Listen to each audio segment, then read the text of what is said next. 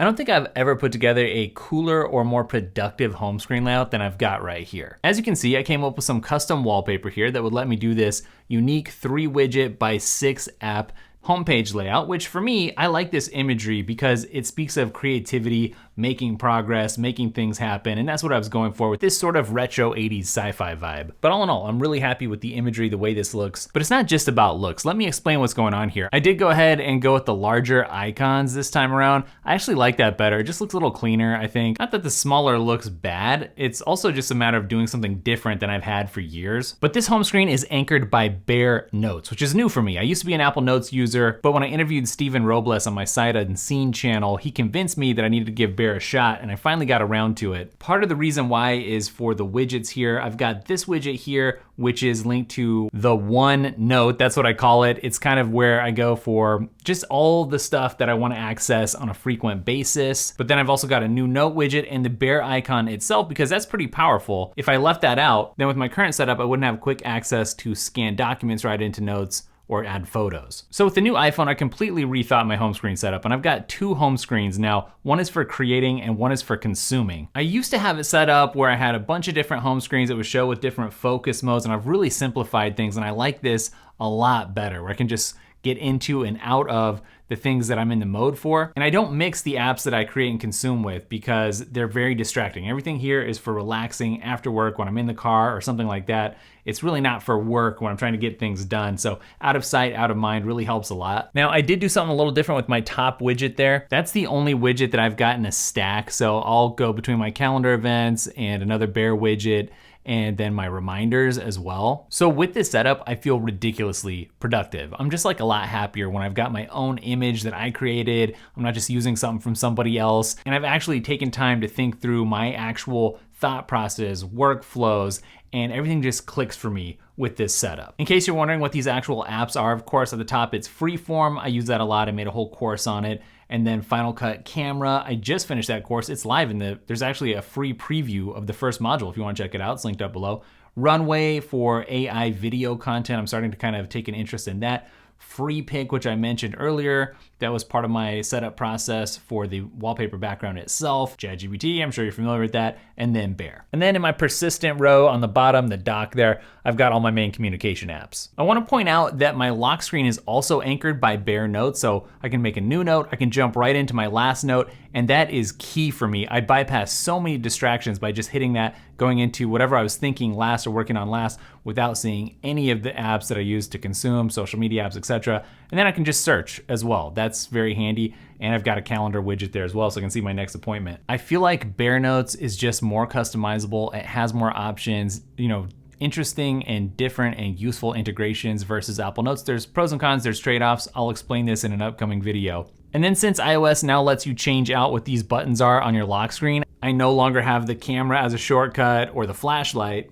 Instead, over on the left, I've got a shortcut to create a new to-do list within Bear Notes. And again, I found that I just flow better when I don't have a to-do list. It's like if I have something to do and it has multiple steps, I'll just create a quick list and knock those things out real quick, and then it's just trash, throw it away. But then I've also got quick access to voice mode in ChatGPT. So if I want to use this new advanced voice mode to, do some research or maybe think about something really deeply, I have quick access to that, and it's something that I use quite a bit actually. So basically I'm treating my lock screen as a home screen of sorts. In other words, I don't have to wait until I'm on an actual home screen to start getting some work done. It's like instant productivity right out of the gate. So this is an iPhone 16 Pro and it does have an action button. Can you guess what I've got that mapped to? You should be detecting a theme here. If you guessed that it was Bear Notes related, then you guessed right. So when I hold down the action button, I've got it set up using a Siri shortcut to bring up a folder with the different sections within Bear Notes. So if I want to jump straight into just the unfiltered notes, I can do that, or anything that's untagged, or the to-do section, or any notes that I've made today,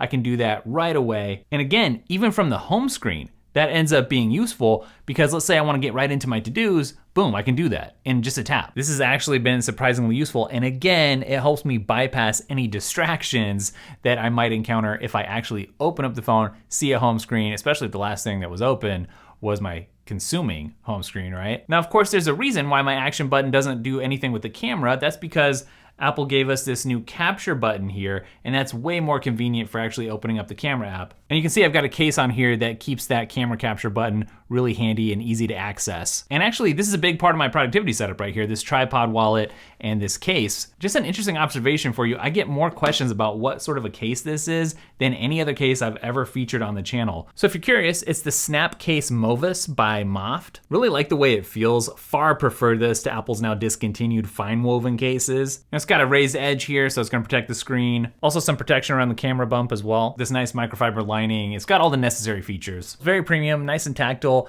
and surprisingly great colors. What's so versatile about it? Well, this is a tripod, believe it or not, and it pairs perfectly with the case. Watch me open this. It's amazing. This is literally the first 3-in-1 MagSafe accessory I've seen that is a wallet, a stand, and a tripod all in one. You always have to hand it to Moft. Their stuff is so unique. The wallet portion actually does hold 2 cards, and you can see it's got a nice thin profile here. It's not gonna be bulky. As somebody who goes out and films all the time, I just created that Pro iPhone Video Essentials course. This is one of the coolest new tools in the arsenal, so really appreciate Moft sending this over. Let's talk a little bit about focus modes. That's another thing that I completely rethought here recently. When I got the new phone, I got rid of all the focus modes that I had. I started over. Part of the reason was because of the new reduce interruptions option here. I wanted to see what that was like, take advantage of it. But gone are the work and personal focus modes where I had this set schedule that was like, these hours before lunch, these hours after lunch, those are automatically gonna turn on and be work hours, and then I'm gonna have some personal hours after that. I was just feeling too constrained. It felt like a straitjacket, and I ended up losing out on a bunch of calls that were coming in, and it sort of was helpful, but I feel like it was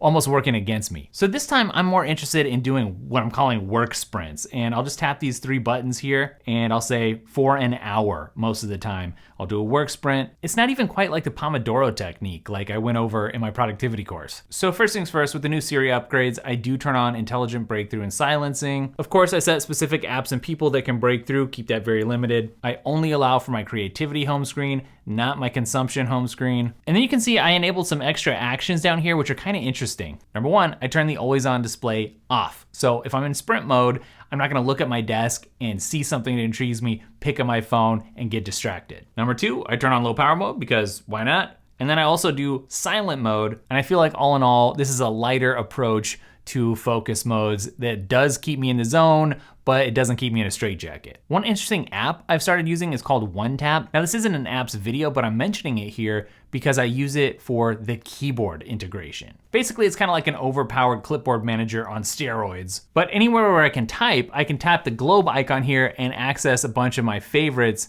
So if there's a specific AI prompt that I want and I'm gonna use it in an AI art app all the time, I can just keep a library of those, basically stuff for daily tag, YouTube stuff. So I've actually found that to be a pretty useful upgrade. I also wanna mention, I'm still using the My Mind app. This is one that has been around for a long time, and I just wanna balance out the idea that this phone is bare nose powered. It is.